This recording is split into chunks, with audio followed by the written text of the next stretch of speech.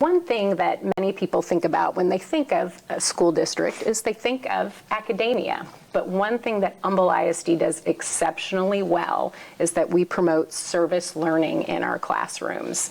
Humble ISD is committed to service learning.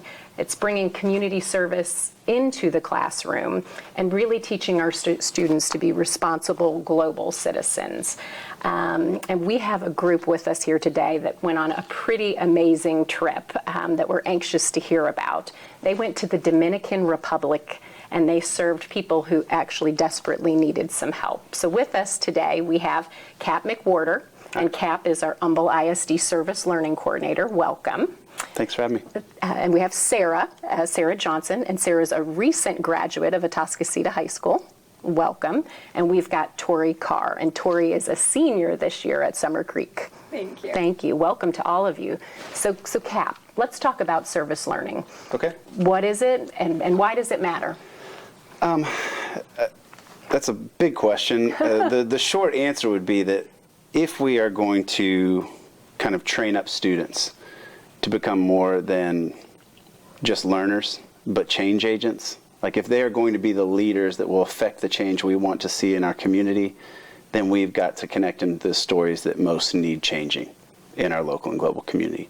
And so service learning tries to bring those opportunities into the classroom and bring those students into the community, so they can start to learn what kind of impact they can have from the earliest stages. So when somebody leaves Humble ISD, they leave here believing and having experience that they can make a difference.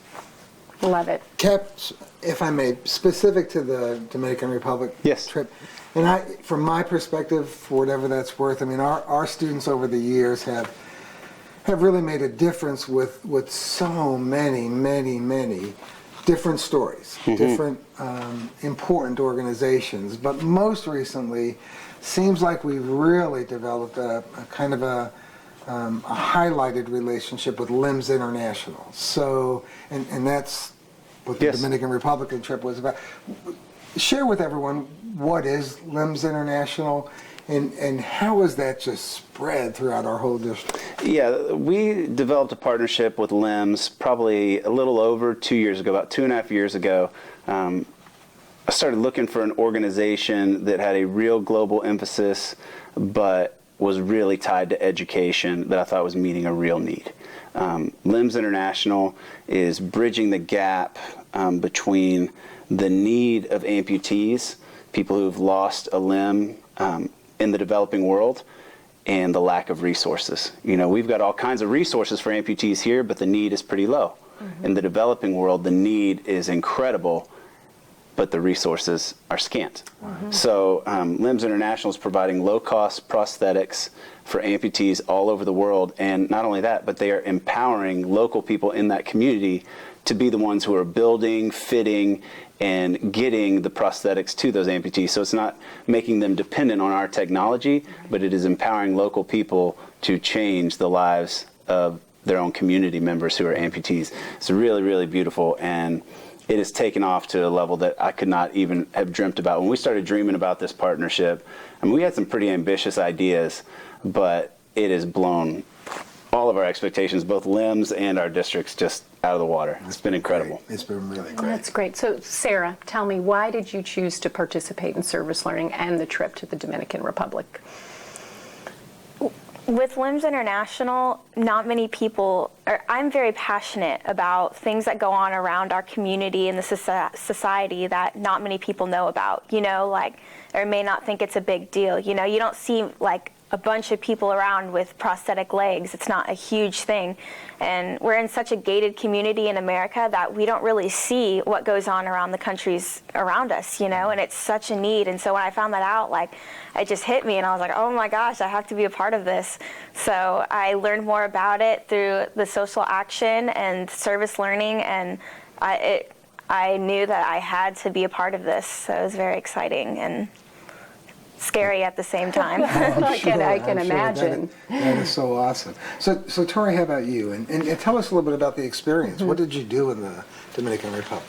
Well, for me, so I'm a senior at Summer Creek, and all 4 years of high school I've been a part of Key Club, which is a service organization sponsored by Kiwanis. So I've spent a lot of years doing service, and I love service. I love volunteering, and I've always known that I've wanted to bring it, to another level where like I could go and do it somewhere else. And this really served as a good opportunity for me to go and see, because we hear about how other parts of the world are, but it's a whole other experience to go there and see it yourself. Mm-hmm. And I also had known about LIMS because Wood Creek is our feeder school, so all my siblings have gone there. My brother did his coronation ball for LIMS, and so it's been a organization that I've known about and I've loved to get involved in, and getting to see the clinic, and we got to see someone get fitted for a limb, which was an amazing experience. It brings the charity that we do to a whole nother level, because we can raise all this money for an organization, but until you get to see it and see the prosthetics, it's $300 when you're raising the money, but when you're seeing it getting fitted on someone, it's a leg and it's a life being restored. And so it was just an amazing experience for me to bring back to my club. And it's not just, hey, I think we should raise money for Limbs International. It's a whole new story, and it's a new direction for us, and I think it really helped my club, and now we have a new organization to raise money for. Oh, very well said.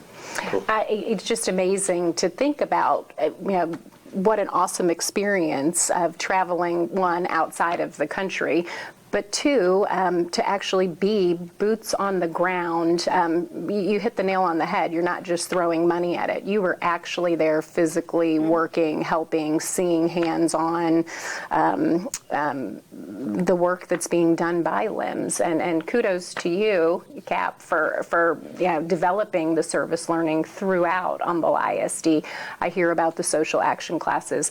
We see students out in the community. We see them at the Houston Food Bank, and it really, and Guy, we are global citizens, and the school district, I think, does an amazing job of really not only developing our children with their minds and through the academic curriculum, but really making them awesome global citizens. And you two girls are great examples of that.